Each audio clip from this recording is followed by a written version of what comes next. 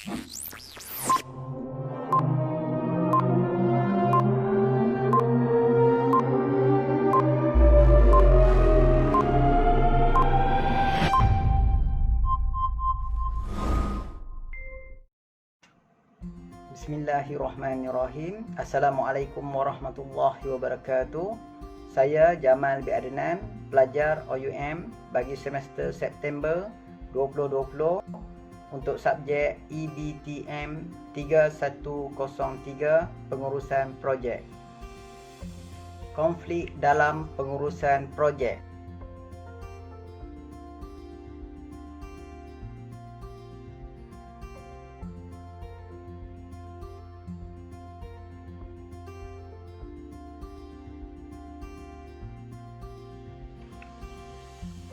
Definisi konflik dalam konteks pengurusan projek. Menurut Gardiner dan Simon 1992, sebarang penyimpangan kepentingan objektif atau keutamaan di antara individu-individu, kelompok atau organisasi atau tidak konsisten kepada kehendak sesuatu tugas, aktiviti atau proses.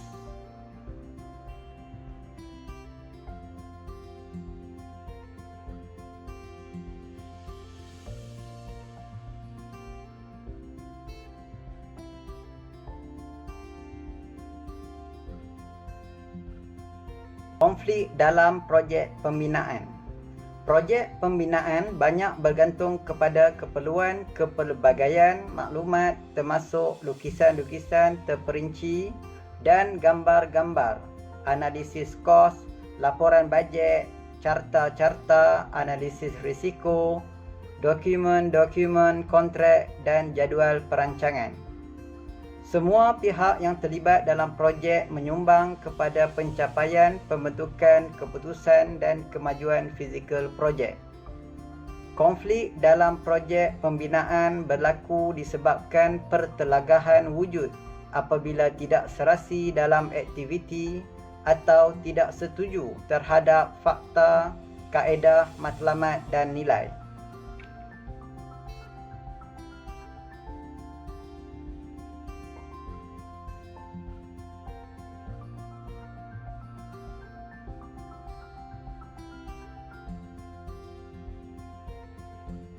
Antara pihak-pihak yang terlibat dalam konflik projek pembinaan antaranya adalah klien, pemaju, pengurus projek, pasukan konsultan seperti jurutera, arkitek, juru ukur dan seterusnya kontraktor dan subkontraktor, pembekal dan pembiaya.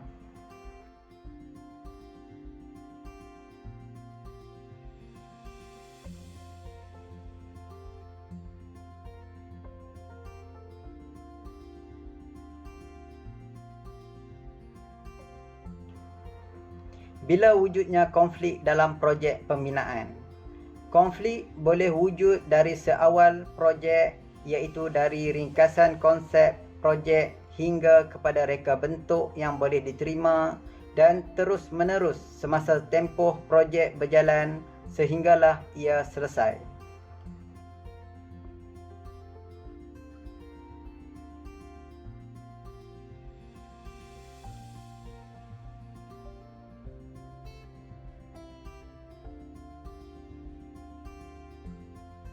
Penyebab konflik di dalam projek pembinaan. Pertama adalah penjadualan. Mengenai masa, urutan, tempoh projek dan daya kemungkinan jadual untuk tugasan dan aktiviti projek. Seterusnya, komunikasi. Akibat aliran maklumat yang salah di antara ahli pasukan dengan ahli pasukan yang lain seperti matlamat projek dan aliran komunikasi. Seterusnya, prosedur pengurusan dan pentadbiran. Bagaimana projek diurus, definisi perhubungan pelaporan dan tanggungjawab, perbincangan skop projek, reka bentuk, pelan pelaksanaan dan perjanjian kerja. Seterusnya, keutamaan matlamat. Matlamat projek tidak jelas dan berbeza keutamaan. Penyediaan sumber. Persaingan sumber-sumber iaitu orang, bahan, kemudahan peralatan di antara ahli-ahli projek. Pendapat teknikal, terutama projek berasaskan teknologi, isu teknikal, spesifikasi pelaksanaan, cara-cara mencapai pelaksanaan. Personality dan interpersonal, konflik, ego, pembalahan peribadi, prejudice dan stereotip di kalangan ahli-ahli projek. Dari segi kos, kurang kuasa kawalan kos dan pengagihan kos. Seterusnya, dari segi politik, isu-isu sempadan, kuasa dan agenda tersembunyi. Input atau arahan dari ketua-ketua, arahan tidak tepat atau ketidakpastian matlamat dan misi strategi organisasi. Tugas atau struktur, KABO, terutama mengenai struktur metrik di mana 2 atau lebih orang atau seksyen mempunyai tugasan atau kerja yang bertindih. Konflik lalu yang tidak diselesaikan, ia dibawa ke arena konflik yang baru.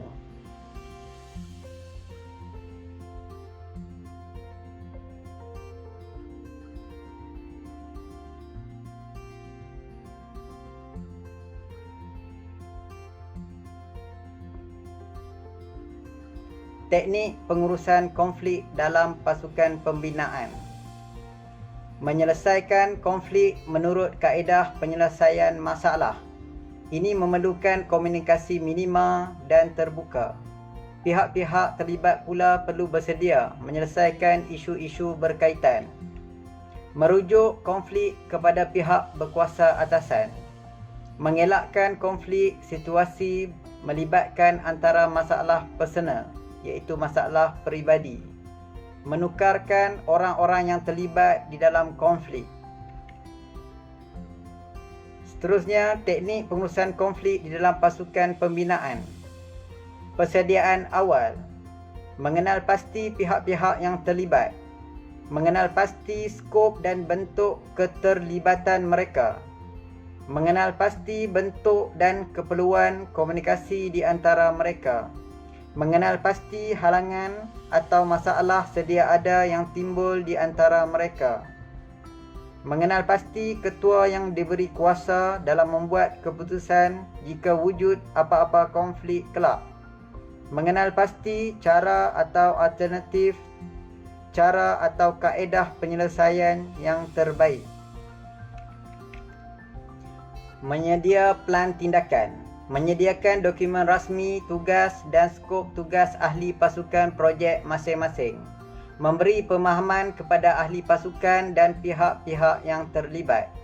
Membawa ahli pasukan dan pihak yang terlibat bersemuka dan saling berkenalan. Berbincang secara percambahan fikiran, iaitu brainstorming. Bidang kerja serta perhubungan kerja masing-masing. Melantik ketua-ketua bagi pasukan pembinaan itu, misalnya pengurus projek, yang diberi kuasa secukupnya dan berwibawa di dalam menangani konflik.